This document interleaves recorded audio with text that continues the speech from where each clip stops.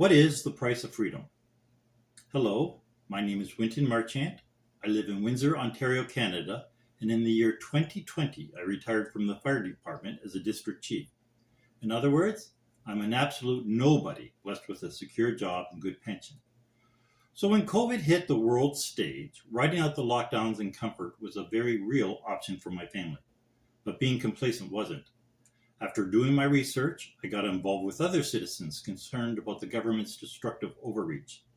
This isn't just lip service. I got skin in the game. We have a medically fragile son who is considered extreme high risk for respiratory viruses. Thank God there was no real pandemic. And I was targeted by the law officers. Yes, I received a number of hefty fines while being in crowds greater than 5 people. One ticket carried a maximum penalty of $300,000. So you understand where I'm coming from.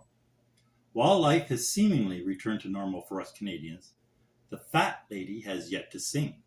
That's right, I'm talking about the Skelly case, the only court case against the lockdowns that has legal standing in Canada.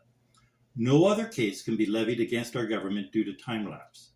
So in case you haven't heard, Mr. Skelly was arrested for the heinous crime of operating his family restaurant business and actually feeding people. This makes him the first person in our country's history to be arrested for not following a public health order. In layman terms, he wasn't arrested for selling drugs, overcrowding, or serving sewage water. He was simply open. No one got sick, there was no uptick in hospitalization, and if there was, our government would have gladly exploited those details. Obviously, the legal system has fought hard to derail this hearing. But come February 25th, Adam will have his day in court, and we expect him to win. However, it's been a long and difficult ordeal. This isn't like buying a car with a sticker price of $20,000. Legal fees are expensive, and our government knows this.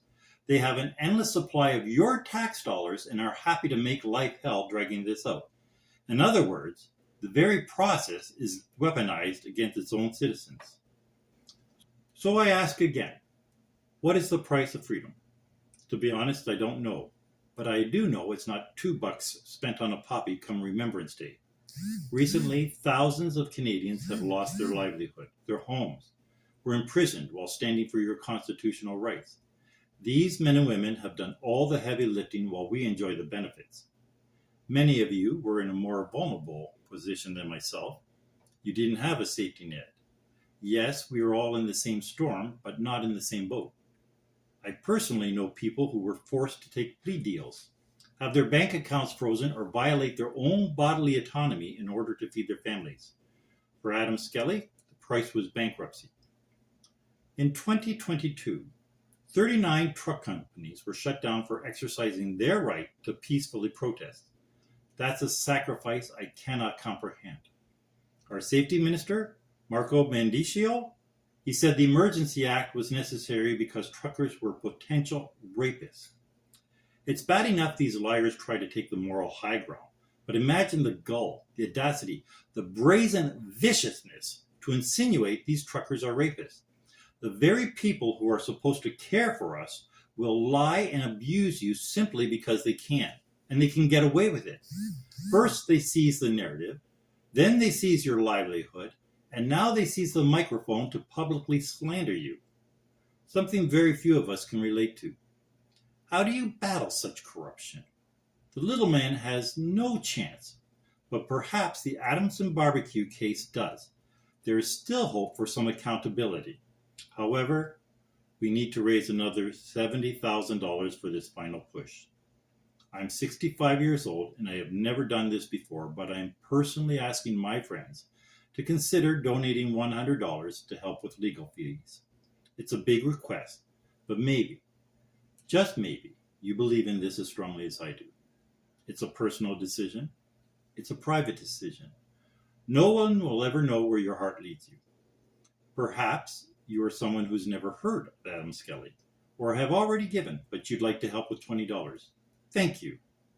Even more of you are in no position to give at all. You're living off popcorn and the electricity's been disconnected. I've honestly been there. I understand. But would you consider carrying the message?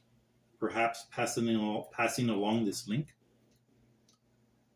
All the appeals and pending hearings rely on this outcome.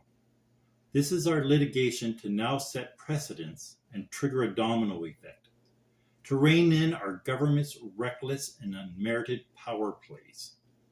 It's the great door that swings on small hinges.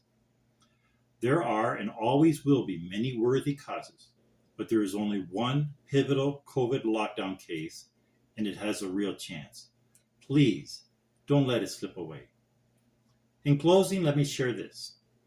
I was 17 when I graduated high school and entered full-time work.